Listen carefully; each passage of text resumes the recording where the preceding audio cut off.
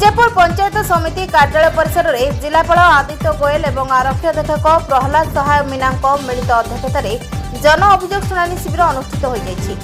जिला परिषद मुख्य उन्नयन अधिकारी ललाट कुमार लुहा, पद्मपुर उपजिलापाल स्नेहा अरुगुला, जिला मुख्य चिकित्सा अधिकारी कुबेर महंत, उपखंड आरक्षी अधीक्षक पांडव सबर एवं गोष्ठी उन्नयन अधिकारी सरोज विशाल उपस्थित रही लोकों अभियोग शुणुते। सूचनायोग्य कि उक्त शिविर में जलसेचन, विद्युत जोगाण, पानीय जल जोगाण, राशन कार्ड, बार्धक्य एवं विकलांग भत्ता, रास्ता निर्माण, कृषि आदि समस्या आधारित समुदाय 50 कोटी अभियोग मध्यरु 35 कोटी व्यक्तिगत, 15 कोटी सामूहिक अभियोग एवं सेथि मध्यरु गोटिए रेडक्रॉस और गोटे अभियोगर तत्क्षणात शुणाणी करी समस्त समस्या गुड़िकर तुरंत समाधान करने जिलापाल विभागीय अधिकारी को निर्देश देते।